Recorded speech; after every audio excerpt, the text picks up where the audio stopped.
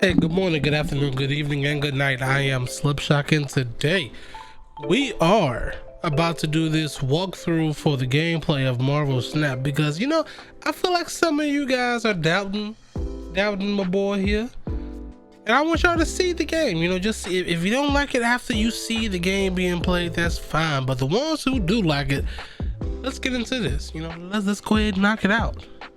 'Cause from what I'm seeing so far, I'm liking it. I hope you like it too. Ben Broen from Second Dinner, and I got a couple full games of Marvel Snap to show you today. I'll pause them to cover some high-level details and strategy. Can't wait to show it to you. Let's jump in. Let's go. Let's jump in, big dog. A ranked match. There's going to be something at stake here. The game is all about the Cosmic Cube. Is it only going to be ranked matches? What's better than one Cosmic Cube is every Cosmic Cube from every dimension in the multiverse. That's what Marvel Snap's about. That's how we determine your rank. So the more Cosmic Cubes you have, the higher your rank on the ranked leaderboard. The winner of this match is going to win one Cosmic Cube, and the loser is going to lose one Cosmic Cube, and your rank is going to go either up or down based on that. Okay, all right. So we out here trying to collect cubes like Dr. Doom or something. To buff my own cards, and the first location here is Wakandan Embassy. Wakandan Embassy gives +2 power to cards in both players' hands. So all the cards that started in my hand are going to get an extra little bonus here. That's dope. That's Every dope. location has a different, unique ability. We don't know what the other two are going to be just yet. They're going to reveal themselves next turn and the turn after that. The goal of the game is to win 2 out of 3 locations. So if I can win 2 out of 3 locations, then I win the game. Now, I win locations. You can really tell that he's like really excited about this, and that just gets you excited, If one has on their side of the location, then you're winning that location. Again, you got to win 2 out of 3 to win the game. Okay. So Okay. I have 1 energy to spend. You get a little more energy each turn. Only 1 card I have in my hand that costs 1 is Yondu. Yondu is going to add 2 power to a location, and also when he reveals himself to my opponent, he's going to destroy the top card of my opponent's deck, which will give me a little more information about what kind of deck my opponent is playing here. Now, turns are played simultaneously in this game, so while Simultaneous? That's cool. They want to do, and when we both end the turn, we reveal our choices to each other. Yondu destroys Nightcrawler there. My opponent plays Hawkeye, which gives him a little bonus if he plays another card to that location next turn. So that's a little bit of a hint for me that he might play another card to the Wakandan Embassy next turn. And the middle location here is Avengers Compound. It says on turn 5, all cards must be played here. So I know I have to play a card to Avengers Compound on turn 5. The game is only 6 turns long. It's pretty short, and you have to be winning 2 out of 3 locations at the end of turn 6 in order to win the game.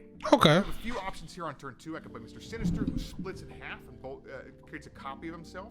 And I can play Forge, who has already been buffed by Wakandan Embassy, and gives the next card I play +2 power. So actually, Mr. Sinister is quite good with that buff because he will split and get 2 more powerful copies. My opponent played Star-Lord, which normally would be quite good because if he guesses where I'm going to play, he gets an extra bonus.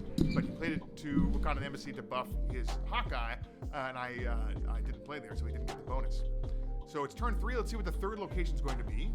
The Space Throne. Wow. So it's just only 1 card can be here for each player. Well, that's very interesting. Normally, I want to play a bunch of cards to try and get the highest power I can.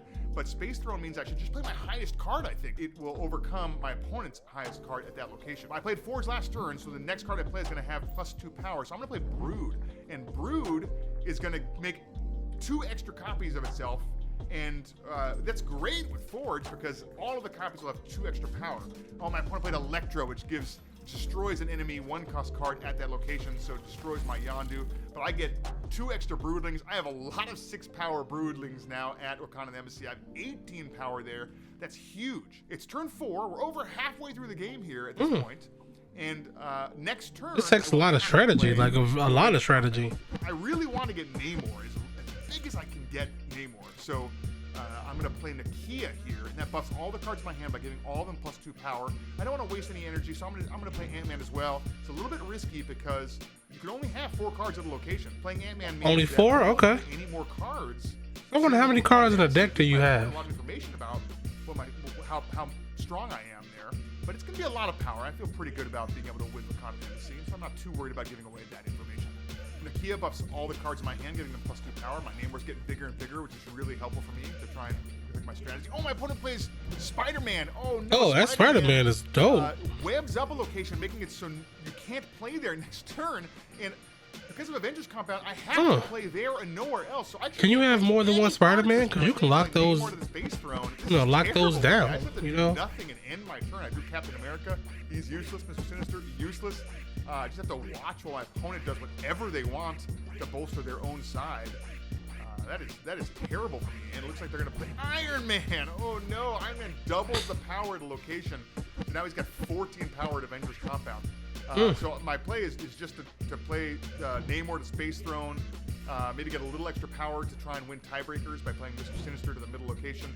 But this is not looking great for me. If he has a big enough card at the Space Throne, I'm definitely going to lose. Something really important to note about the last turn of the game is that the cubes at stake will double at the end of the game. Which means at this point, it is my last opportunity to think about, am I going to win this game or am I going to lose this game? Because if I'm going to lose, I should bail out right now and retreat while the stakes are still at So is there no penalty for doing that? If I stay in and see how this game ends, then I have to risk one more cube. So the winner, if I stay in, the winner's going to win 2 cubes and the loser's going to lose 2 cubes. It'll be a little bit more of an impactful game towards my rank. And I'm feeling pretty good. I got Namor pretty high. I think I'm going to win this game. So I'm sticking it out. We'll see how it goes.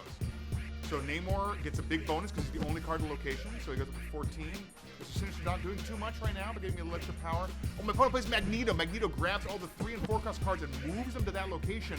But there's no room for any more cards because Space Throne can only have 1 card in it. So that's less power than Namor thanks to my Nakia, which means I win that location, which means I win 2 out of 3 locations, and I've won the game. Okay, that seems easy enough, but also like pretty hard enough to like easy enough to catch on, but here we go. It's game 2 in the first advanced enough to get good at, you know. 3 at a random card here for each player. So let's see how that affects things at the end of turn 3. I have 2 options here. I can play Ant-Man or Yondu.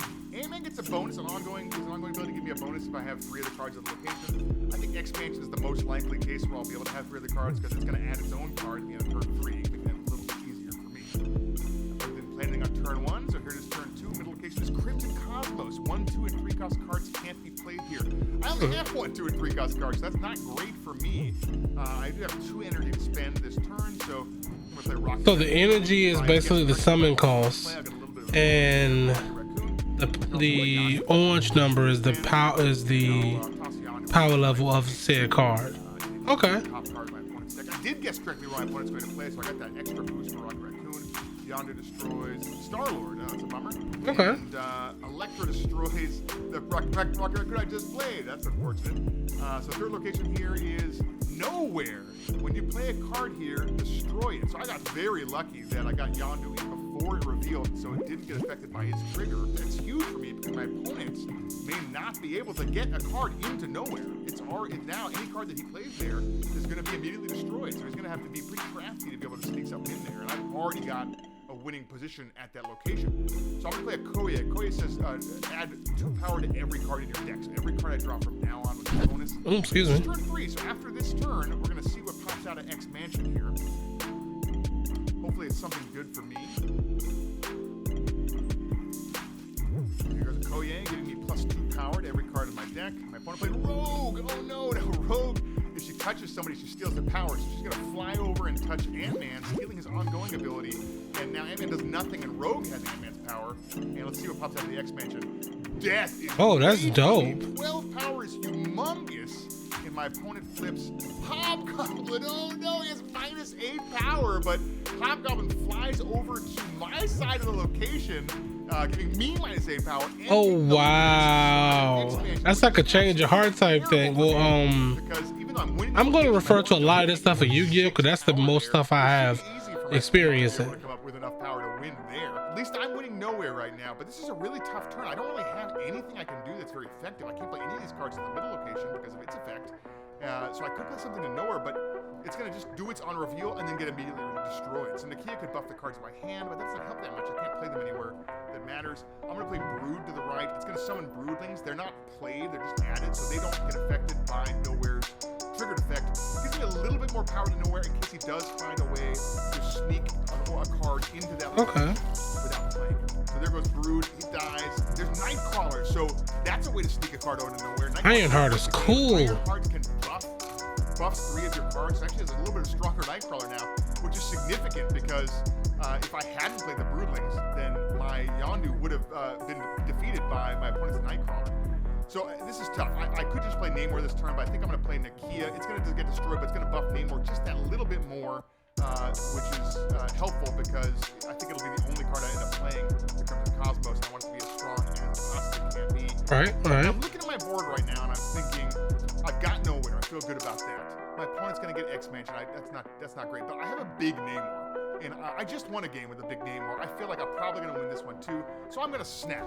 And when you snap, you say to your opponent, I'd like to double the stakes. I feel really, really good about winning this game.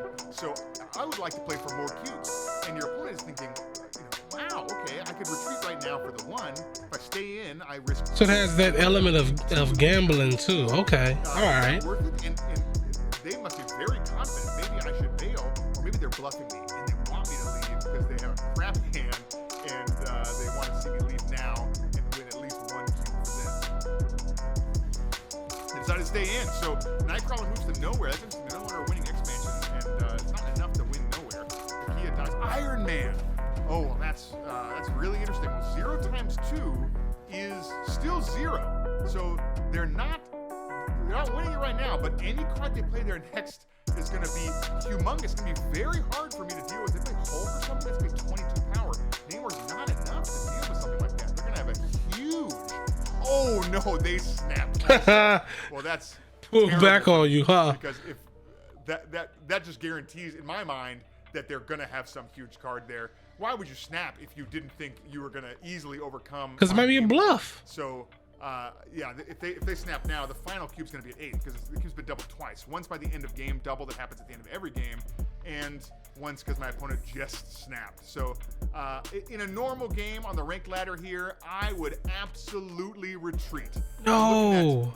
A potential 8 cube block. I can feel it. I can feel it. I would rather just lose the 2 cubes, and I think with Iron Man there, that's a lot of power coming down to Cryptic Cosmos. I'm just not confident that I'll be able to beat that. I'd rather lose 2 cubes than 8, so I'm going to retreat. I'm going to bail out of this game. Now, because I'm showing the game off for the first time here, I'll stick it out to show you how this would have gone if I had stayed in. But yeah, there's no chance I think I win this game, especially because my opponent just snapped to let me know he's got a great play here on turn 6. Oh, he played 2 cards. He's going to try and go for expansion as well. Rock Slide, that's only 6 power. Doubled, it's not enough to defeat my Namor. There we go. Which means that if I had stayed in here for real, I would have won this game. He was a bluff. He was trying to get me to concede so we could win the 2 cubes instead of having me stay in to win 8. Wow. I would have bought that bluff hook, line, and sinker if it was a real game. This looks really good. Really, really good right now, man. To win that middle location, and because I stayed in, I won 8 cubes because I snapped, my opponent snapped, and the end of game double all add up to the biggest win I could possibly get on the ranked ladder here. 8 full cosmic cubes. So with this right here, I feel like there's good grounds for really good gameplay and really good like strategy builds and deck builds and things like that. The only thing that I want to say at the end of this videos before I go is I would love to know if there's I actually made some